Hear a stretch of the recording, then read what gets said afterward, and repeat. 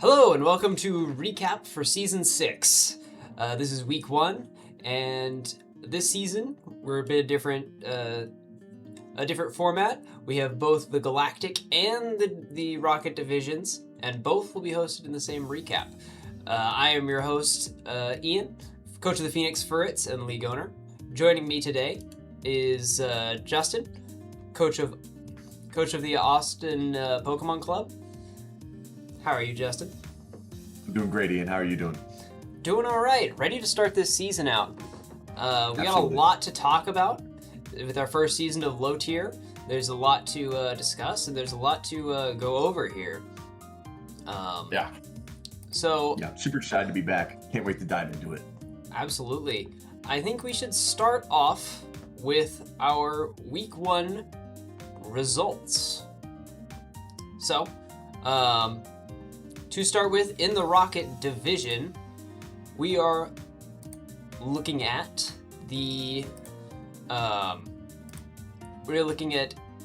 Caden taking the win over yourself. So Driftville Rangers taking down the Austin Pokemon Club. The P. Diddy's taking the win over the Florida Freak Bobs. Yeah. The Muck Around and Find Out taking the win losing, actually, my bad. Losing by 1 to Coach Vincent and the Dallas Starmies. And the Phoenix Ferrets taking the 6-0 victory versus Coach Beatty and the Cal Golden Bewares. And finally, Coach Jacob and Field Team 6 winning over the San Francisco Arcaniners in a pretty brutal way. Yeah, we'll get into that. We'll get into that in a minute in our showcase matches. But to start off with, we also have the Galactic Week 1 results. We have the Mid-City Meowsticks taking the 6-0 loss to the Lopunny Lovers. We have the... I'm sorry, folks. I'm not as familiar with the names this season. Everybody changed them up. We have Steel Ball Sentinels taking the loss to the Portland Turbo Blazers. We have the Alberta Jinxes losing to the Dallas Steel Wings. And then we have the Norfolk Jets taking the win over the Houston Haunters. That's roughly what we got for the week 1. So let's go ahead, hop into our week 2 schedule, shall we, Justin? Yeah, we got some good matchups coming up here. In the Rocket division, Coach Caden and the Driftville Rangers will face off against Coach Kyler and the New York P. Diddy's. After that, we have Coach Titus and Muck Around and Find Out taking on yourself, and the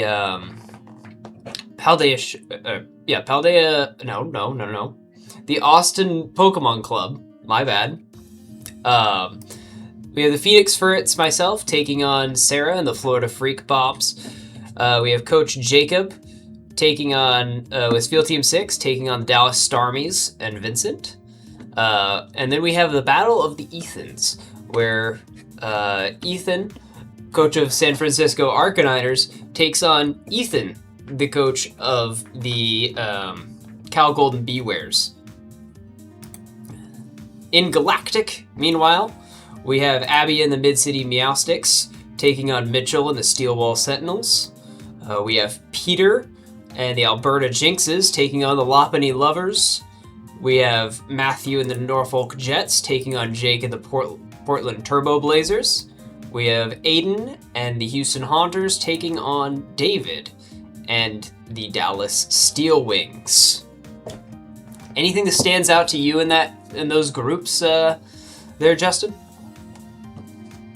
I mean, definitely a couple of games here looking forward that are going to be pretty crucial. I think my eye is drawn for next week in the Galactic Division to that Peter versus Coach Chase matchup. I think Coach Peter, coming back out of retirement and devastating loss to David in the Dallas Steel Wings last week. Excellent game. But he showed some flares. He showed why he was a competitor in this league before. He's finally ready to come back. And then Chase, obviously, might be the best rookie showcase we've ever seen. 6-0 sweep, of course, coming against another rookie. So that's why I think this is such an important matchup, because it shows Coach Chase, is this real? Basically, was that a fluke, or is that going to be the new norm in this league? Is Chase going to dominate, or is Peter going to bring him back down to earth? So I'm really excited to see how that matchup plays out here coming forward. Absolutely, I think that's a really important one. I think Coach Peter is hopefully looking for that first win this season, and I think that Coach Chase is also got a hot start. So I think this is going to be a big one that kind of defines the rest of their season. You don't want to start 0-2 if you're Peter, and you definitely, if you're Chase, you absolutely want to keep the momentum going as far as you can into the season. Yep, definitely. And so, in Rocket, I have one that I would like to bring up. Please. I said it earlier. The Battle of the Ethans. There's clearly some rivalry going on here. They got the same name. Only one can exist at the same time. So, it's the battle for who's the better Ethan. And the San Francisco Arcaniners and the Cal Golden Bewares, it's a pretty interesting matchup to begin with. You have a whole new team coming from Coach Beatty. We'll get into that in a moment. And you also have a whole new team, or well, maybe not a whole new team, but a pretty decently new team coming from San Francisco Arcaniners. So there's a lot to see. It's basically debut season for both of these two. And, I think there's going to be a lot of new stuff that we haven't seen before in this one.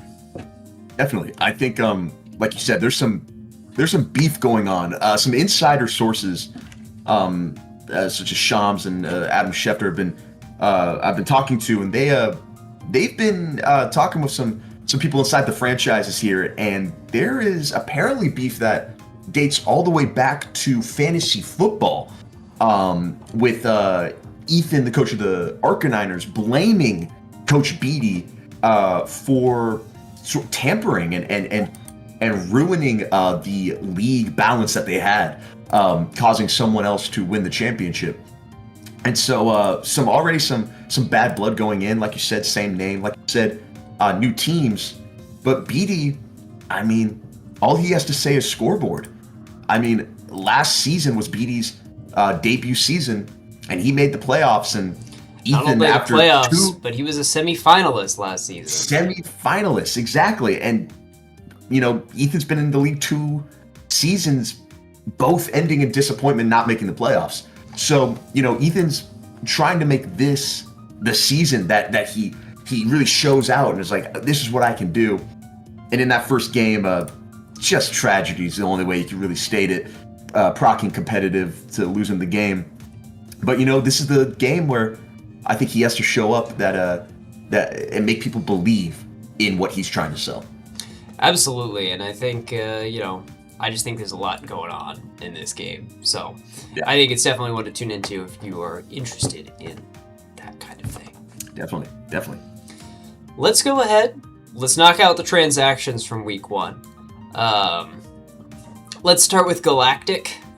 We have, and we'll kind of run through these fairly quickly here with some overview. So Coach Jake and the Portland Trailblazers have dropped Umbreon, Araquanid, and Armarouge. Have cut them from the team straight to free agency and added Arcanine, Rotom Heat, Whiscash, and Magnezone. Wait. Removing the Terra from Magnezone. Yes, removing the Terra from Magnezone.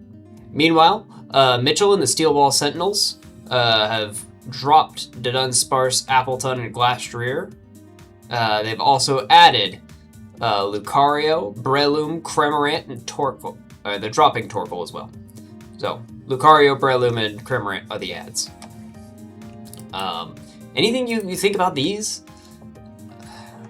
Definitely, definitely curious to see the direction that uh, Jake's new team is going to take here.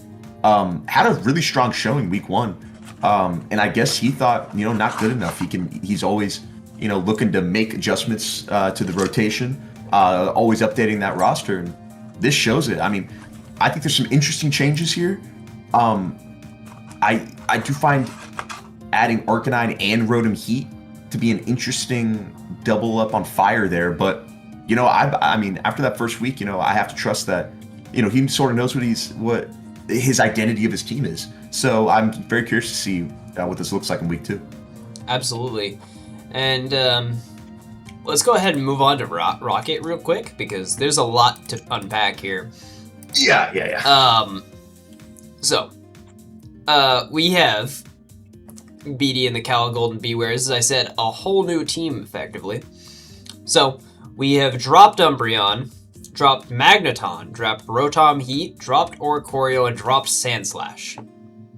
We have also added Grafaiai, Dugtrio, Registeel, Staraptor, Crocolore as the additions for the team. He is also, on top of that, swapped the Terra Captain off of Goodra and added it to Dugtrio. And that's all for Coach BD and the Cal Golden Bewares. Coach Sarah and the Florida Freak Bobs also making some moves, dropping Electivire and Bisharp, adding Scrafty and Raichu. Coach Vincent dropping Armarouge and Skarmory, picking up Kilowattrel, the famous bird from our previous seasons, and Miss Magius. Coach Kyler making additional transactions as well. We are dropping Serena, Mesprit, Kingdra, Mimikyu, Magnezone, and Minior, and adding Cresselia with a Terra, Skarmory, Amoonguss with a Terra, Quagsire, and Blissey. Next, we have myself and the Phoenix Fritz, dropping Chestnut, adding Serena, dropping Komala, and adding Illumise. Finally, the last one that we have left, we have Coach Ethan and the San Francisco Arcaniners dropping Shaman, Klefki, and Dracloak, adding Porygon Z, Iron Thorns, and Pincurchin. Yeah. A lot happens there. Anything that stands out to you? I mean, the clear story here is Shaman. There's a huge internal investigation that happened within the league to originally starting with the head coach of the San Francisco Arcaniners for potential ties to gambling with the new addition of the pick'ems and how the league has rebranded that, really promoting the gambling aspect of this competition. And so stuff like this was going to happen. Turns out, though, during or after the investigation was completed, I was reported by Adam Schefter that it was actually Shaman that was rigging these games and had connections to, faulty accounts and with gambling and certain transactions. So he was promptly kicked out. And Porygon Z, who famously was left in free agency, finally finds a team. Very curious to see what damage that Pokemon can do. Obviously, adaptability is an unbelievable ability. So, can do a lot of damage, can do a lot of power. Curious to see where he goes from here. Adaptability is incredibly powerful, but don't sleep on his other ability as well. Download. If you can get the special attack bonus, it's actually stronger than adaptability in most cases. So, I mean, Porygon Z is a massive threat, and I'm very excited to see what it can do in this league. So, we'll see. Definitely. And then also adding Iron Thorns, too. I mean, yes. Those are two offensive powerhouses that he's clearly trying to go in a certain direction. Curious to see how they work out together, though. Absolutely. And real quick, just to add another one that I think is very interesting. Coach Sarah, the Florida Freak Bobs, adding Scrafty. I think this Pokemon is a sleeper. I think this is going to be one of the stronger Mons in the league. I think a lot of people got to be a little nervous about it because there isn't a ton of fairy coverage that we would normally have, and this thing is a Dragon Dance setup sweeper. So if you are not ready for it, it will take you out with Moxie and Dragon Dance, much like what we're getting to and what happened last week, where once we go to this MVP race, which is a great transition to our MVP race, and you're gonna notice some overlap here with our in both MVP divisions. race. There's an overlap of a single Pokemon, and I suppose I'll speak to it as it's my own. Both in Galactic and in Rocket right now, the big story of the MVP race is the big snake Gyarados, another Moxie Dragon Dance sweeper, with Intimidate as well, another similarity to Scrafty, by the way. Going 4-0 in Rocket and 6-0 in Galactic, coming out to a crazy 10-0 in Week 1 alone. Unbelievable. What a fucking goat. Like, I mean, wow. Unbelievable performance. We'll see if he can keep it up. I mean, we've seen in the past seasons Pokemon jump out to crazy starts and then sort of teeter off as people start to, understand how to counter them. Gyarados, of course, infamously, has a very noticeable quad weakness to electric. And so, is that going to be a problem? Will people be able to figure it out? I mean, obviously, you look at like the fast electric types like Regieleki, they might have something to say, but on the right team, it's going to be pretty damn hard to stop this guy. Speaking of Regieleki, part of the reason I think this thing is so strong right now is that Regieleki, in the Rocket division at least, is paired with him. That's his partner. That's his number 3 option. Very true. So, taking the threats off the board, I think, is paying off, at least in my opinion, for me. So we'll see how it goes. I'm excited to see what Gyarados can bring to the team this season. Yeah. Otherwise, we have some a fairly normal top 5 in Galactic. The top 5 for the MVP is Gyarados at 6-0, Overqwil at 5-1, Lokix at 4-1, Okidogi at 3-0, and Regieleki at 3-0. In Rocket, shout out to really quick. Shout out to that Lokix. Peter, I mean, it's what Terra Lokix is there for. You know what it's going to do. But even then, even against an experienced player like David, he could still do damage because it's just so hard to counter. And so, Peter, excellent job coaching him in that game. Very excited to see where he goes from there. Absolutely. And let's recap real quick on Rocket as well. We have 4-0 Gyarados, 3-0 for Alligator, 2-0 Donphan, 2-0 Flygon, 2-0 Mimikyu, and I guess I'll do the ties as well. 2-0 Overqwil and 2-0 Sylveon. It's an interesting spread of Pokemon. You also notice that I think Rocket has it seems to be a much more even playing field for the top brass of the Pokemon. I wonder if that'll stay in effect. I imagine it won't, but we'll find out as the season progresses.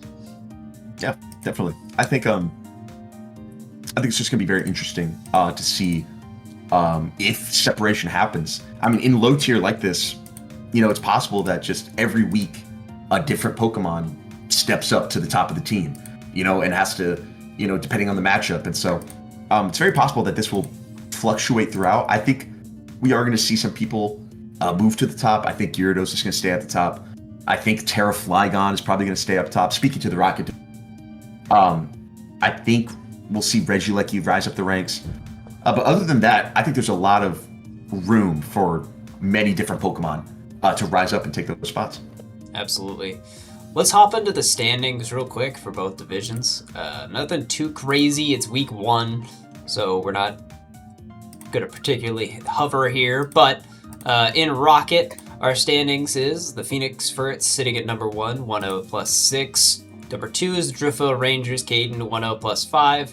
Number 3, P. Diddy's the Kyler with 1-0 plus 2. Number 3 is Jacob and Spiel Team 6, 1-0 plus 2. Vincent and the Dallas Starmies, 1-0 plus 1. Titus and Muck Around and Find Out is 0-1 minus 1. Florida Freak Bob's 0-1 minus 2. San Francisco Arcaniders also 0-1 and minus 2. Austin Pokemon Club 0-1 minus 5. And the Cal Golden Bewares 0-1 minus 6.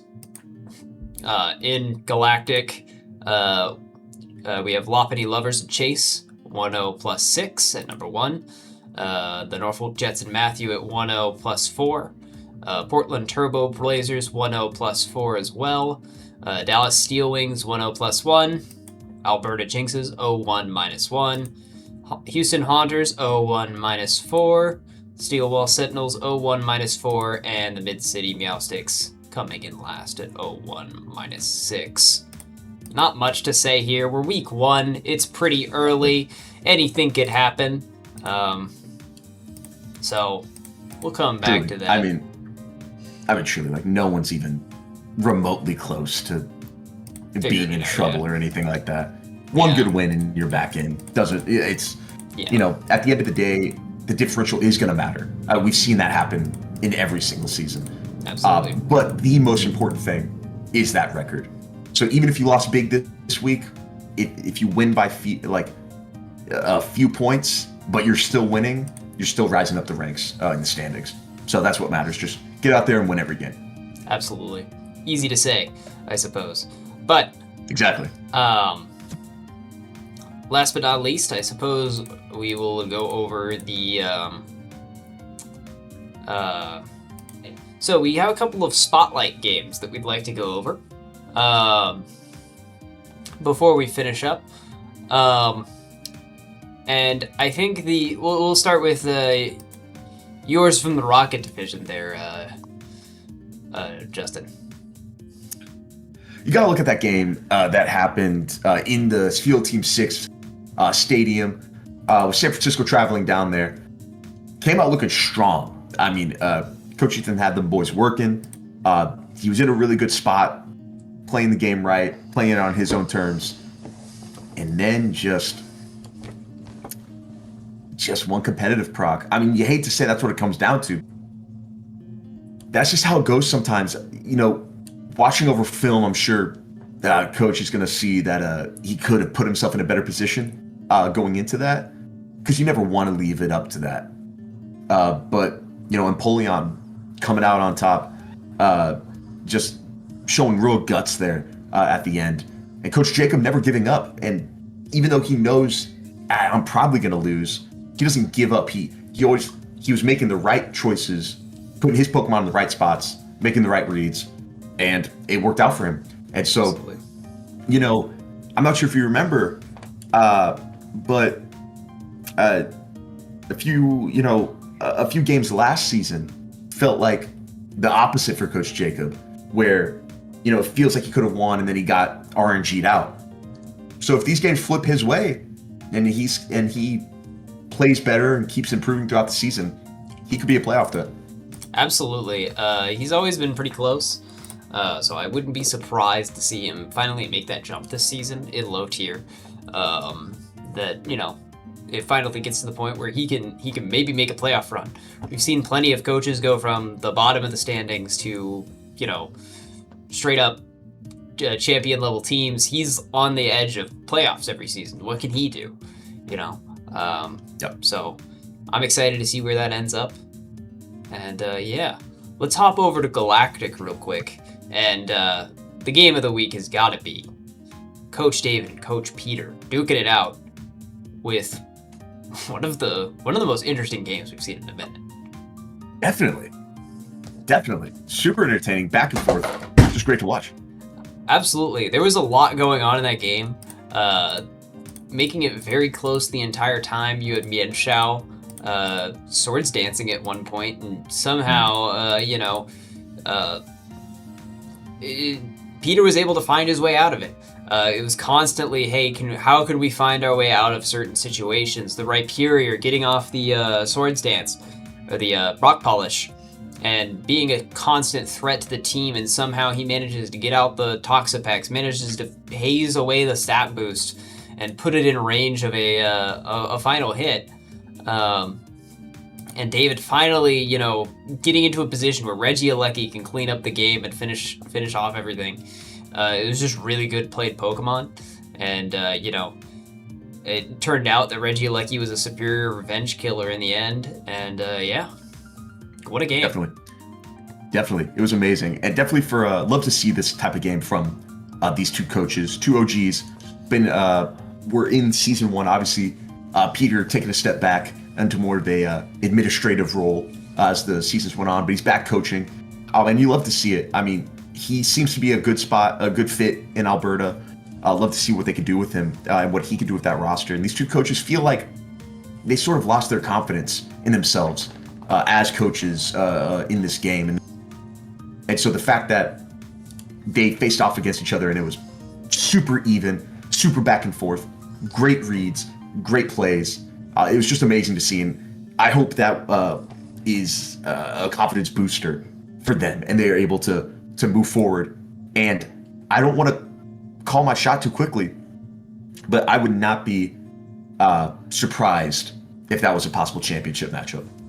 I wouldn't be surprised if either of these two were in the championship, and I like my odds on it, actually. So, especially with David taking 2 prior championships, I don't think it's far-fetched to say at all that he is a favorite to win this season.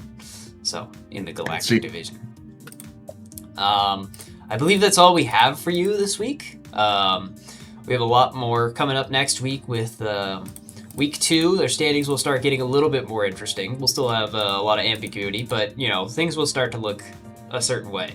So good luck to our coaches for week 2, and we'll see you next time. You guys.